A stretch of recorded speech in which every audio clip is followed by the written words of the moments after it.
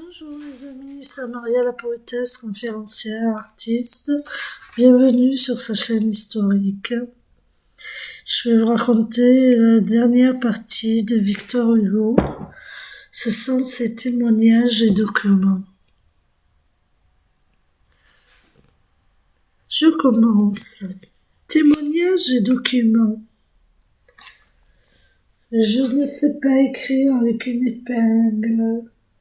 Je vénère les oies à cause de leurs plumes. Pour écrire le grand style, il faut un cerveau d'aigle et une plume d'oie. Hugo polygraphe. L'œuvre immense de Victor Hugo, L'homme siècle, présente au lecteur une sidérante totalité qu'on ne saurait résumer ni présenter sous forme d'échantillon. Hugo a tout écrit dans tous les genres, n'en déplaise à Gide, il est notre plus grand poète, mais au sens orphique du terme. Les parcours infinis, traversant ces millions de pages, mènent toujours quelque part, interrogation du monde, réflexion sur l'homme, son origine, son destin, son histoire, médiation sur l'histoire. Le texte hugolien embrasse l'univers. Il parle pour le nouveau démiurge et truchement de la divinité, le poète prêtre de l'avenir et interprète du passé. Les orientales. En 1829, la préface des orientales affirme que l'espace et le temps sont au poète. C'est le premier recueil où la liberté est posée comme principe fondateur. J'étais seul près des flots, par une nuit d'étoiles, pas un nuage aux cieux, sur les mers pas de voile. Mes yeux plongeaient plus loin que le monde réel, et les bois et les monts et toute la nature semblaient interroger dans un confus murmure les flots des mers, les feux du ciel et les étoiles d'or, les joncs infinis, à voix haute, à voix basse, avec mille harmonies, disaient en inclinant leur couronne de feu, et les flots bleus que rien ne gouverne et n'arrête, disaient en recombant l'écume de leur crête, c'est le Seigneur Dieu. Extase, les orientales, 37e, 1829. Les feuilles d'automne. L'unité du recueil est assurée par l'adresse au destinataire et la variété par la prosodie. Il s'agit d'installer pour la légitimité la voix du poète. Ici, le jeu poétique écoute, retranscrit, interprète, interroge. Les questions finales trouveront leurs réponses qui ne sont peut-être elles-mêmes que de nouvelles questions tout au long des 50 années de la production hugolienne. Ces interrogations cosmiques vont de pair avec une veine plus intimiste ou avec une célébration de la vie, comme le montre lorsque l'enfant paraît. Ce qu'on entend sur la montagne, ce fut d'abord un bruit large, immense, confus, plus vague que le vent dans les arbres touchus, plein d'accords éclatants, de suaves murmures, doux comme un chant du soir, fort comme un choc d'armure, quand la sourde mêlée étreint les escadrons, et souffle furieuse aux bouches d'éclairons. C'était une musique ineffable et profonde, qui, fluide, oscillait sans cesse autour du monde. Et dans les vastes cieux, par ses flots rajeunis, roulaient élargissant ses orbes infinis, jusqu'au fond où son flux s'allait perdre dans l'ombre, avec le temps, l'espace et la forme et le nombre, comme une autre atmosphère épars et débordée, l'hymne éternel couvrait tout le globe inondé. Le monde enveloppé dans cette symphonie, comme il vogue dans l'air, voguait dans l'harmonie. Et pensif, j'écoutais ces arcs de l'éther, perdus dans cette voix comme dans une mer. Bientôt je distinguais, confuse et voilée, deux voix dans cette voix, l'une à l'autre mêlées. De la terre et des mers, s'épanchant jusqu'au ciel, qui chantait à la fois le chant universel, et je les distinguais dans la rumeur profonde, comme on voit deux courants qui se croisent sous l'onde. Alors je méditais, car mon esprit fidèle, hélas, n'avait jamais déployé plus grandes ailes. Dans mon ombre, jamais n'avait lui tant de jours, et je rêvais longtemps, contemplant tour à tour, après la bulle obscure que me cachait la lame, l'autre abîme sans fond qui s'ouvrait dans mon âme. Et je me demandais pourquoi l'on est ici, quel peut être après tout le but de tout ceci, que fait l'âme, lequel vaut mieux d'être ou de vivre, et pourquoi le Seigneur, qui seul lit à son livre, mêle éternellement dans un fatal hymen le chant de la nature au cri du genre humain. Extrait de ceux qu'on entend sur la montagne. Les feuilles d'automne, 5, 1831. Lorsque l'enfant paraît. Lorsque l'enfant paraît, le cercle de famille applaudit à grands cris. Son doux regard qui brille, fait briller tous les yeux, et les plus tristes fronts, les plus souillés peut-être, se dérident soudain à voir l'enfant paraître, innocent et joyeux, soit que joie ait verdi mon seuil, ou que novembre fasse autour d'un grand feu vacillant, dans la chambre, les chaises se touchent.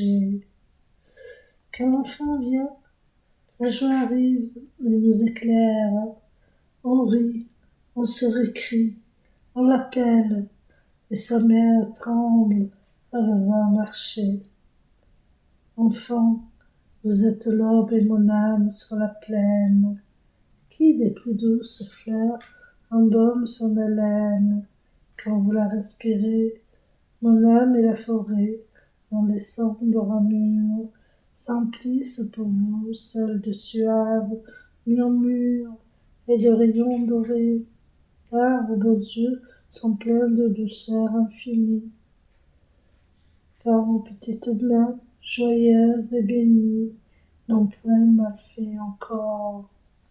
Jamais vos jeunes palmes n'ont touché notre fange, tête sacrée, enfant cheveux blonds, bel ange à l'auréole dorée. Il est si beau, l'enfant, avec son doux sourire, sa douce bonne foi, sa voix qui veut tout dire, ses pleurs vite apaisés, laissant errer sa vue étonnée et ravie, offrant de toutes parts sa jeune âme à la vie, et sa bouche au baiser. Seigneur, préservez-moi, préservez ce que j'aime, frères, parents, amis, et mes ennemis même. Dans le mal triomphe de jamais voir, Seigneur, l'été sans fleurs vermeilles, la cage sans oiseaux, la ruche sans abeilles, la maison sans enfants. Extrait de Lorsque l'enfant paraît, les feuilles d'automne, 19e, 1831. Les rayons et les ombres. Fantaisie. Qui saurait chanter Brassens, questionnement, célébration, déploration, éclat, obscurité. Ces antithèses développent l'opposition entre lumière et ténèbres. Gasti-Belza, l'homme à la carabine, chantait ainsi. Quelqu'un a-t-il connu Donna Sabine? Quelqu'un d'ici? Dansez, chantez, villageois, la nuit gagne le mont Fallu. Le vent qui vient à travers la montagne me rendra fou. Quelqu'un de vous a-t-il connu Sabine, ma señora? Sa mère était la vieille Mougrabine d'Antequera, qui chaque nuit criait dans la tourmagne comme un hibou. Le vent qui vient à travers la montagne me rendra fou. Vraiment, la reine près d'elle était laide. Quand vers le soir elle passait sur le pont de Tolède, encore ses doigts, le chapelet du temps de Charlemagne ornait son cou. Le vent qui vient à travers la montagne me rendra fou. Le roi disait en la voyant si belle, ah, ce neveu pour un baiser, pour un sourire d'elle, pour un cheveu, un fan d'Henri, je donnerai l'Espagne et le Pérou. Le vent qui vient à travers la montagne me rendra fou. Je ne sais pas si j'ai bu cette dame, mais je sais bien que pour avoir un regard de son âme, moi, pauvre chien, j'aurais gaiement passé 10 ans en bague sous le verrou. Le vent qui vient à travers la montagne me rendra fou. Quand je voyais cet enfant, moi le pâtre de ce canton, je croyais voir la belle Cléopâtre, qui, nous dit-on, menait César, empereur d'Allemagne, par le Licourt. Le vent qui vient à travers la montagne me rendra fou. Danser, chanter, villageois, la nuit tombe. Sabine, un jour, a tout vendu, sa beauté de colombe et son amour, pour la moudeur du comte de Saldagne, pour un bijou. Le vent qui vient à travers la montagne me rendra fou. Sur ce vieux banc souffré que je m'appuie, car je suis là, avec ce conte et ses dents enfuis, hélas, par le chemin qui va vers la Cerdagne, je ne sais. Le vent qui vient à travers la montagne me rendra fou. Je la voyais passer de ma demeure, et c'était tout. Et à présent, je m'ennuie à toute heure, plein de dégoût. Rêveur oisif, l'âme d'un campagne, la dague au cou. Le vent qui vient à travers la montagne m'a rendu fou. Extrait de guitare, les rayons et les ombres. 22e, 1840. Océanonox. Oh, combien de marins, combien de capitaines, qui sont partis joyeux pour des courses lointaines. Dans ce morne horizon se sont évanouis. Combien ont disparu, dure et triste fortune. Dans une mer sans fond, par une nuit sans lune, sous l'aveugle océan à jamais enfoui. Combien de pétroles morts avec leur équipage, l'ouragan de leur vie a pris toutes les pages, et d'un souffle l'a tout dispersé sur les flots. Nul ne saura leur fin dans l'abîme plongé. Chaque vague en passant de butin s'est chargée. L'un a saisi l'esquif, l'autre les matelots. Nul ne sait votre sort, pauvre tête perdue. Vous roulez à travers les sombres étendues, heurtant de vos fronts morts des écueils inconnus. Oh, que de vieux parents qui n'avaient plus qu'un rêve sont morts en attendant tous les jours sur la grève. Ceux qui ne sont pas revenus, on s'entretient de vous parfois dans les veillées, maintes joyeux cercles assis sur des ancres rouillées. Mêle encore quelque temps vos noms d'ombre couverts, au rire, au refrain, au récit d'aventure, aux baisers qu'on dérobe à vos belles futures, tandis que vous dormez dans les goémons verts. On demande, où sont-ils? Sont-ils rois? Dans quelle île? Nous ont-ils délaissés pour un bord plus fertile? Puis votre souvenir même est enseveli. Le corps se perd dans l'eau, le nom dans la mémoire.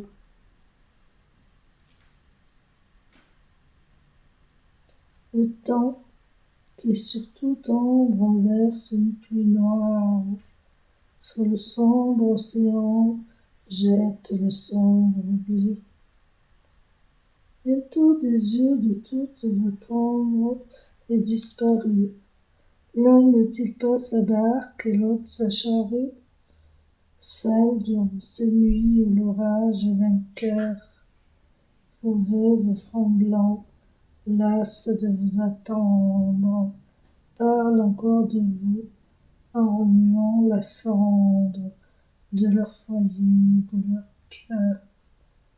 Et quand la tombe enfin a fermé leurs paupières, rien ne sait plus vos noms, pas même une humble pierre, dans l'étroit cimetière où l'écho nous répond, pas même un sol vert qui s'effeuille à l'automne, pas même la chanson naïve et monotone que chante mendiant la langue d'un vieux pont.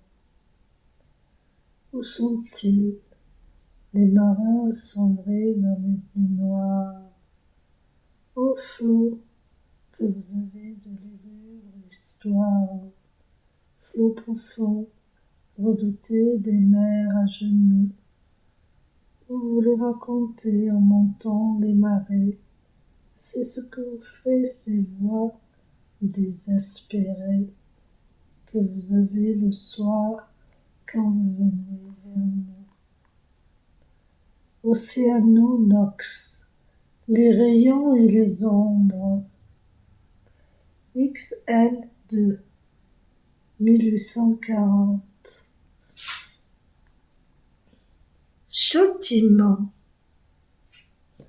Hugo se fait procureur, juge et exécuteur du Second Empire, et entend dénoncer l'usurpateur, l'assassin de la République, la caricature de l'oncle, et lui opposer la figure du poète, dépositaire de la légitimité, entre Nox et Lux, entre la nuit du coup d'État et l'avenir radieux de la République.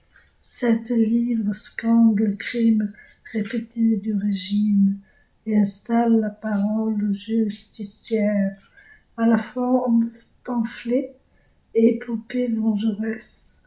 Les châtiments laissent aussi place à l'émotion et à la déploration funèbre, comme dans cette nuit du 4, où se donne à voir le crime innommable et inexpiable, le meurtre d'un enfant. Mais l'étoile de la poésie, l'ange liberté peuvent sauver le monde, et le poète se fait annonciateur. nous le déshabillions en silence. Sa bouche pâle s'ouvrait, la mort noyait son œil farouche. Ses bras pendés semblaient demander des appuis.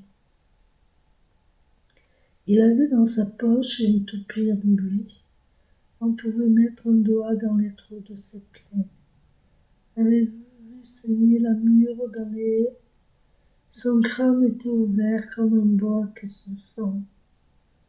L'aïeul regarda déshabiller l'enfant, disant « Comme il est blanc !»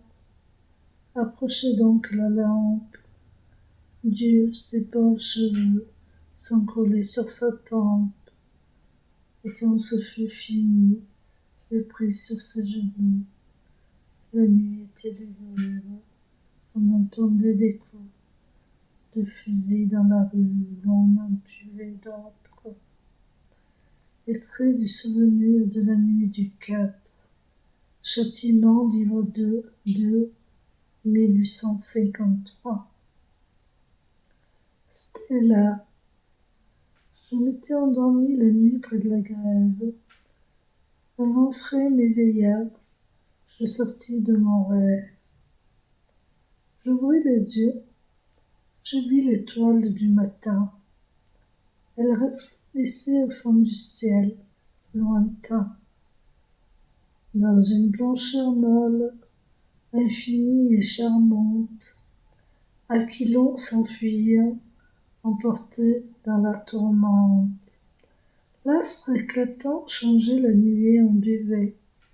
C'était une clarté qui pensait, qui vivait. Elle apaisait l'écueil où la vague déferle.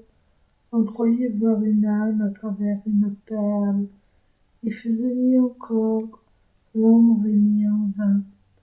Le ciel s'illuminait d'un sourire divin. La lueur argentait le haut du mât qui penche. Le navire était noir, mais la voile était blanche. Des goélands debout sur un escarpement, attentifs, contemplaient l'étoile, gravement. Comme un oiseau céleste est fait d'une étincelle, l'océan qui ressemble au peuple allait vers elle, et rugissant tout bas, la regardait briller, semblait avoir peur de le faire envoler. Un ineffaçable amour emplissait l'étendue. L'herbe verte à mes pieds frissonnait et perdue. Les oiseaux se parlaient dans les nids. Une fleur qui s'éveillait me dit « C'est l'étoile, ma sœur ». Et pendant qu'elle levait son voile, j'entendis une voix qui venait de l'étoile et qui disait « Je suis l'astre qui vient d'abord, je suis celle qu'on croit dans la tombe et qui sort. J'ai lui sur le Sinaï, j'ai lui sur l'autel Guégette, je suis le caillou d'or et de feu que Dieu jette, comme avec une offrande au front noir de la nuit. Je suis ce que l'on est quand le monde est détruit. Ô nation, je suis la poésie ardente. J'ai brillé sur Moïse, j'ai brillé sur Dante. Le lion séante amoureux de moi. J'arrive. Levez-vous, vertu, courage, foi. Penseur, esprit, montez sur la tour, sentinelle. Paupières, ouvrez-vous, allumez-vous, prunelle. Terre émue de si haut, vie éveille le bruit. Debout, vous dormez, car celui qui me suit, car celui qui m'envoie en avant la première, c'est l'ange liberté, c'est le géant de lumière. Stella, Châtiment, livre 6, 15, 1853.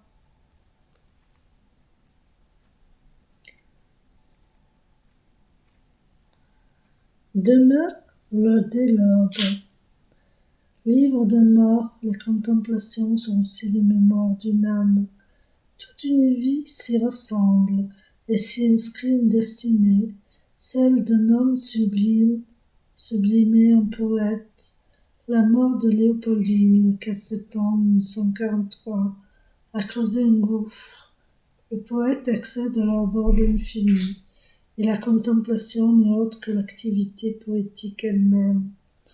Autrefois écrit le livre du souvenir, aujourd'hui celui de la vision. Dans le poème Aurore, bonheur, joie caractérise une scène d'harmonie entre la jeune fille et la nature, entre le cadre et le moment entre les deux êtres, deux mains des lobes, qui semblent annoncer un projet de rencontre amoureuse, mais se révèle une marche rituelle et religieuse vers le tombeau de la fille, se donne aussi une ouverture vers un autre monde. De mettre des lobes à l'heure où blanchit la campagne, je partirai. Vois-tu, je sais que tu m'attends. J'irai par la forêt, j'irai par la montagne. Je ne puis demeurer loin de toi plus longtemps. Je marcherai les yeux fixés sur mes pensées, sans rien voir au dehors, sans attendre. Aucun bruit, seul inconnu, le dos courbé, les mains croisées. Triste est le jour pour moi sera comme la nuit. Je ne regarderai ni l'heure du soir qui tombe, ni vole au loin, descendant vers Harfleur. Et quand j'arriverai, je mettrai sur ta tombe un bouquet de verre et de bruyère en fleurs. Demain des lobes, aujourd'hui, les contemplations. 4, 4, 4, 14, 856. La légende des siècles. Tableau de l'histoire mis dans la double perspective de l'amour de la justice, opposé à la force. La légende des siècles combine l'histoire réelle et l'histoire mythique afin de dire la totalité. La conscience réécrit un des mythes fondateurs de notre culture, que le romantisme a développé en faisant de l'humanité la descendance de Caïn, tout autant que de Prométhée. Hugo intervient en quelque sorte dans le livre. La conscience.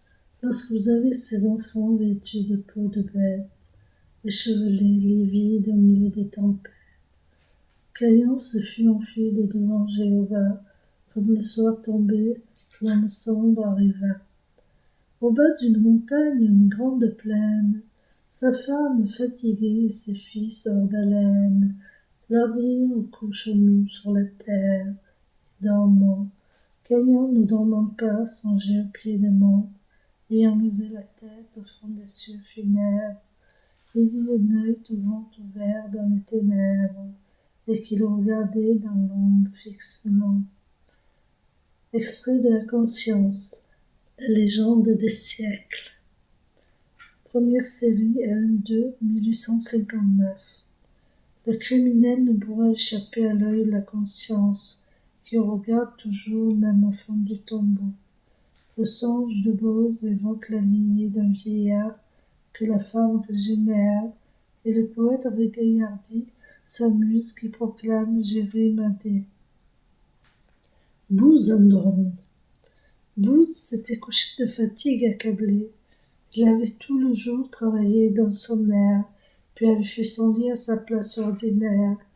Booz dormait auprès des boissons pleins de blé, comme dormait Jacob, comme dormait Judith.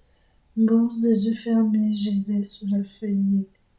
Or, la porte du ciel s'était entrebâillée. Au-dessus de sa tête, un songe en descendit. Et ce songe était tel que Booz vit un chêne qui sortit de son ventre, aller jusqu'au ciel bleu. Une race y montait comme une longue chaîne. Un roi chantait en bas, en haut murmurait un dieu. Et Booz murmurait avec la voix de l'âme. Comment se pourrait-il que de moi ceci va? Le chiffre de mes ans a passé 80. Je n'ai pas de fils, je n'ai plus de femme. Voilà longtemps que celle avec qui j'étais, j'ai dormi. Ô Seigneur, a quitté ma couche pour la vôtre. Nous sommes encore tous mêlés l'un à l'autre.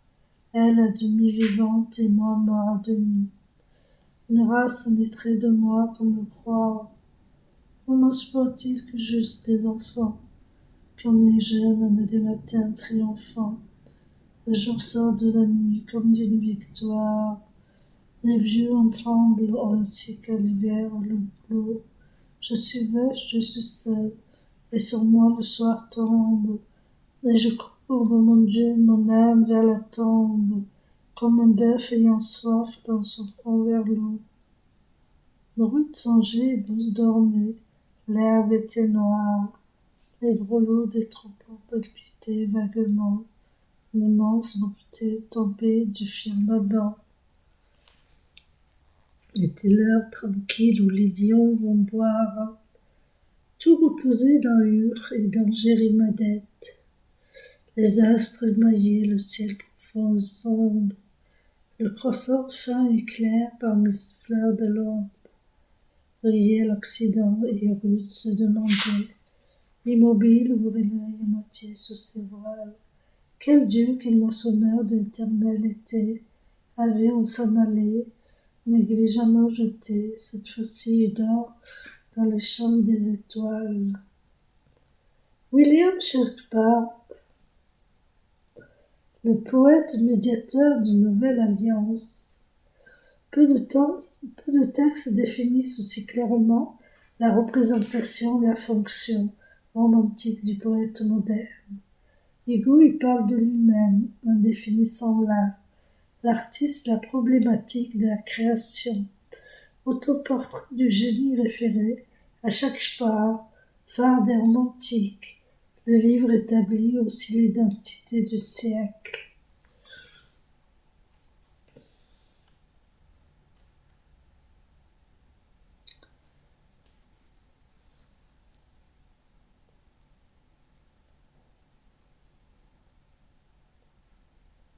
Shakespeare, phare des romantiques, le livre établit aussi l'identité du siècle. Le XIXe siècle ne relève que de lui-même. Il nous reçoit l'impulsion d'aucun aïeul. Il est le fils d'une idée sans doute Isaïe. Homère, Aristote, Dante, Shakespeare ont été ou peuvent être de grands points de départ pour d'importantes formations philosophiques, poétiques. Le XIXe siècle a une mère auguste, la Révolution française. Il a ce sang énorme dans les veines. Il honore les génies aux besoins méconnus. Il les salue ignorés. Il les replace sur un piédestal, les vénère. Mais il ne vient pas d'eux.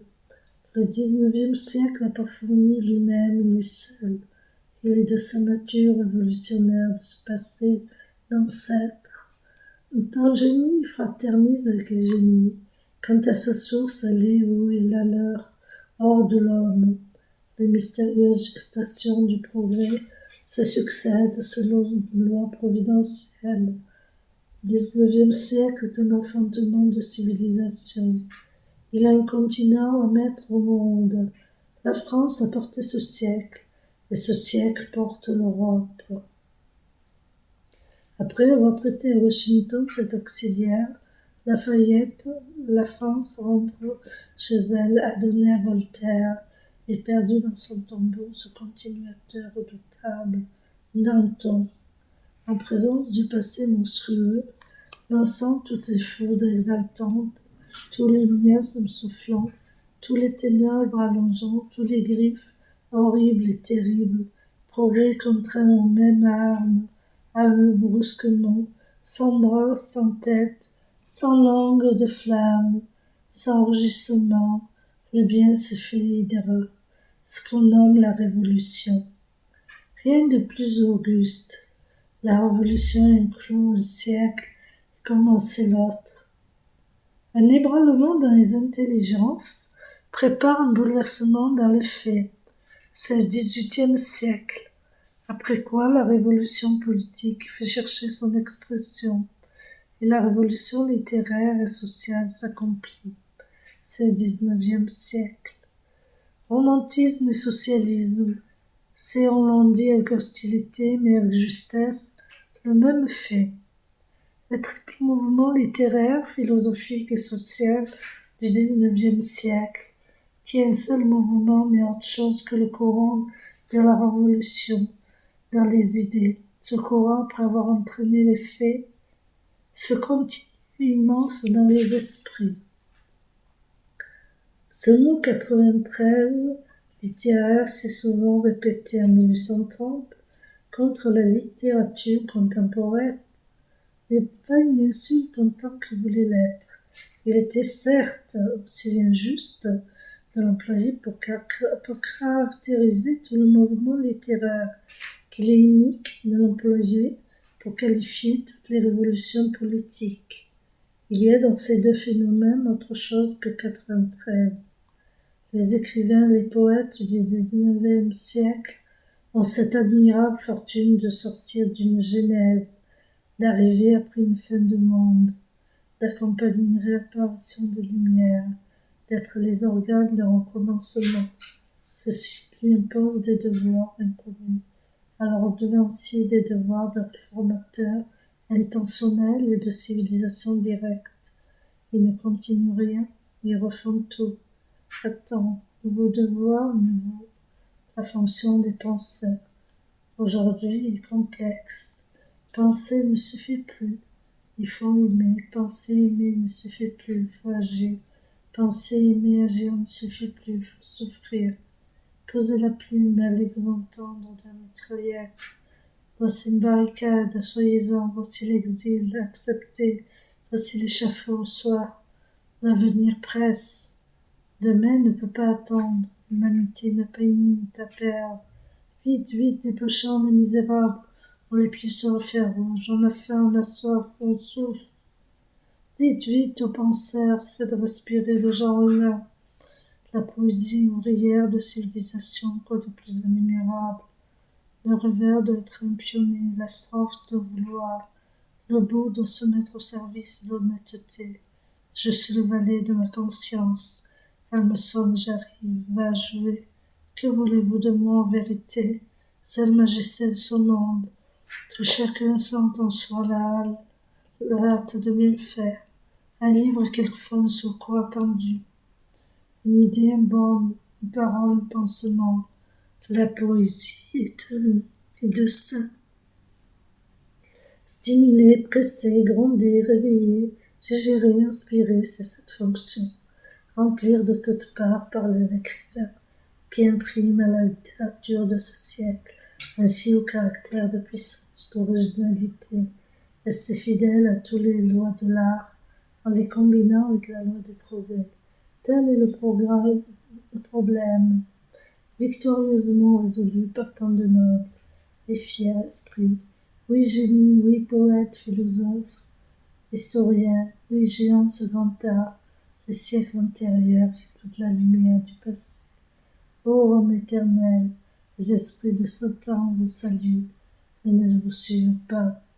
Ils ont vu à vie de vous cette loi toute admirable, de rien imiter, la fonction n'est plus la vôtre. Ils ont fait à la vérité genre humaine, l'heure du changement d'âge. Nous assistons sur la pleine clarté de l'idéal, la majestueuse jonction du beau. Avec l'utilité, aucun génie actuel possible ne vous dépassera. Du génie, vous égalez toute l'ambition permise. Mais pour vous égaler, il faut pouvoir aux besoins de son temps, comme vous avez pourvu, nécessité du vôtre. Les écrivains firent la révolution une tâche saine, comme l'a déclaré il y a 40 ans, tout à l'heure, celui qui écrit ces lignes. Les poètes et écrivains du IXe siècle, ni maîtres ni modèles, non tout cet art vaste et sublime de tous les peuples, dans toutes ces créations grandioses, toutes les époques, non, pas moi, pas même toi, Échisle, pas même toi, Dante, pas même toi, Shakespeare, non, non, ni modèle, ni maître, et pourquoi n'ont-ils ni maître, ni modèle? Parce qu'ils ont modèle l'homme, et parce qu'ils ont maître Dieu. William Shakespeare, 3-2, le XIXe siècle. Alors, ça vous a plu? Ce chapitre, je le fais en 2 vidéos. Vous aurez la suite, peut-être ce soir ou peut-être demain. Au revoir et bonne soirée.